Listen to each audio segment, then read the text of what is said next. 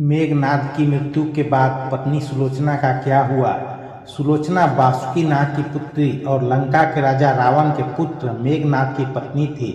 लक्ष्मण के साथ हुए एक भयंकर युद्ध में मेघनाद का वध हुआ। उसके कटे हुए शीश को भगवान श्री राम के शिविर में लाया गया था। अपने पति की मृत्यु का समाचार पाकर सुलोचना ने अपने ससुर रावण से राम के पास जाकर पति का शीश लाने की प्रार्थना की, किंतु रावण इसके लिए तैयार नहीं हुआ।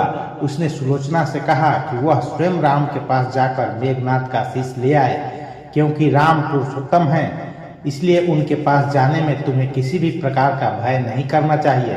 रावण के महापराक्रमी पुत्र मेघनाद का वध करने की प्रतिज्ञा लेकर लक्ष्मण जिस समय युद्ध भूमि में जाने के लिए प्रस्तुत हुए, तब राम उनसे कहते हैं, लक्ष्मण, रण में जाकर तुम अपनी वीरता और रण कौशल से रावण पुत्र मेघनाद का वध कर दोगे, इसमें मुझे कोई संदेह नहीं है।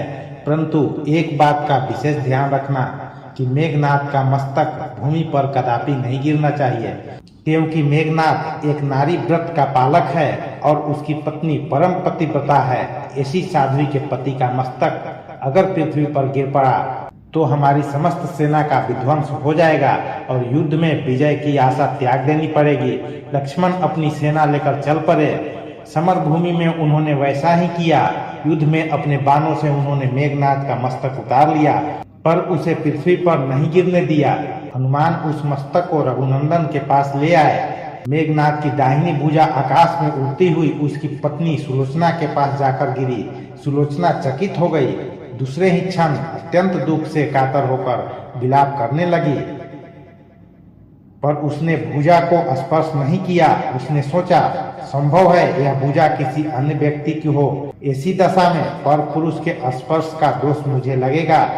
निर्णय करने के लिए उसने भुजा से कहा, यदि तू मेरे स्वामी की भुजा है तो मेरे पतिव्रत की शक्ति से युद्ध का सारा वृतांत लिख दे। भुजा में दासी ने लेखनी पकड़ा दी। लेखनी ने लिख दिया, प्राण प्रिय, यह भुजा मेरी ही है। युद्ध भूमि में श्री राम के भाई लक्ष्मण से मेरा युद्ध हुआ। लक्ष्मण ने कई वर्षों से पत्नी, अन्न और निद्रा छोड़ रखी है।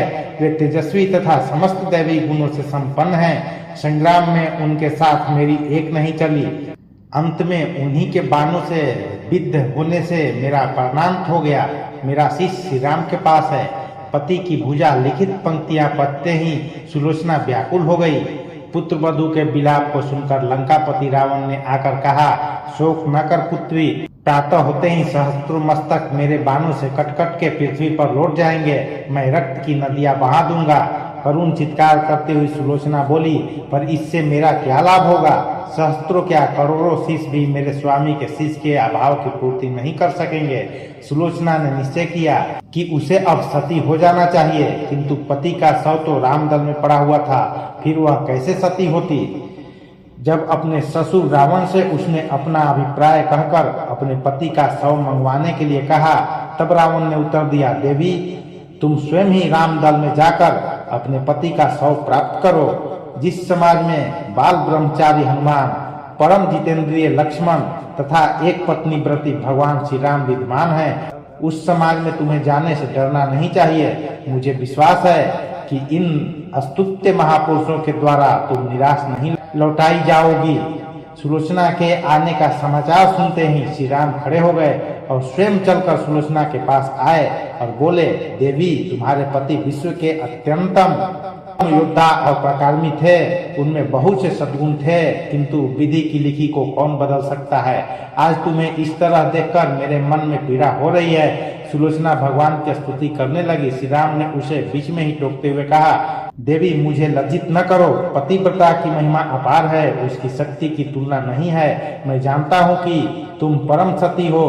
तुम्हारे सतीत्व से तो विश्व भी थर्राता है।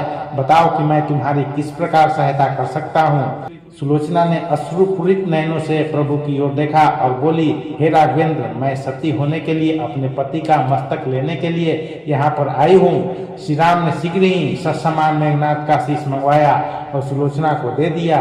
पति का छिन्न शीश देखते ही सुलोचना का हृदय अत्यधिक द्रवित हो गया।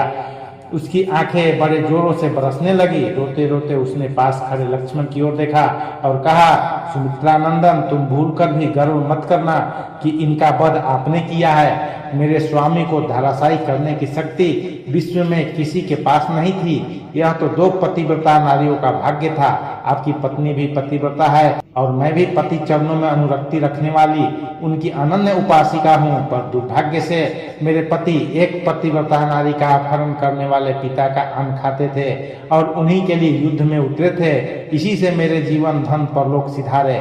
सभी योद्धा सुलोचना को राम शिविर में देखकर चकित थे। वे यह नहीं समझ पा रहे थे कि सुलोचना को यह कैसे पता चला कि उसके पति का शीश भगवान राम के पास है। जिज्ञासा शांत करने के लिए सुग्रीव ने पूछ ही लिया कि यह बात उनसे कैसे ज्ञात हुई कि मेघनाथ का शीश श्री राम के शिविर में है। सुलोचना ने स्पष्टता से बता दिया, मेरे पति की भुजा युद्ध भूमि में उड़ती हुई मेरे पास चली गई थी। उसी ने लिखकर मुझे बता दिया। व्यंग वाले शब्दों में सुग्रीव बोल उठे, निष्प्राण भुजा यदि लिख सकती है तो यह कटा हुआ सिर भी हंस सकता है। श्री राम ने कहा, व्यर्थ बातें मत करो, मित्र पवित्रता के महात्म्य को तुम नहीं जानते। श्री राम की मुख कीर्ति देखकर सुलोचना उनके भावों को समझ गई। उसने कहा, यदि मैं मन वचन और कर्म से पति को देवता मानती हूँ तो मेरे पति का यह निर्जीव मस्तक हंस उठे। सुलोचना की बात पूरी भी नहीं हुई थी कि कटा हुआ मस्तक जोरों से हंसने लगा। यह देखकर सभी दंग रह गए। सभी ने पतिव्रता सुलोचना को प्रणाम किया। सभी पतिव्रता की महिमा से परिचित हो गए थे। चलते समय सुलोचना ने श्री राम से प्रार्थना की, भगवान, आज मेरे पति की अंत्येष्टि क्रिया है और मैं उनकी सहचरी उनसे मिलने जा रही हूँ, अतः आज युद्ध बंद रहे। श्री राम ने सुलोचना की प्रार्थना स्वीकार कर ली। सुलोचना पति का सिर लेकर वापस लंका आ गई। लंका में समुद्र के तट पर एक चंदन की चिता तैयार की गई। पति का शीश गोद में लेकर सुलोचना चिता पर बैठी और धधकती हुई अग्नि में कुछ ही क्षणों में सती हो गई। दोस्तों, आपको ये कथा कैसी लगी कृपया कमेंट करके जरूर बताएं। वीडियो पसंद आया हो तो लाइक करें और ऐसे ही और भी बहुत सारी कहानियों, कथाओं एवं जानकारियों को सुनने के लिए चैनल को सब्सक्राइब करें। धन्यवाद।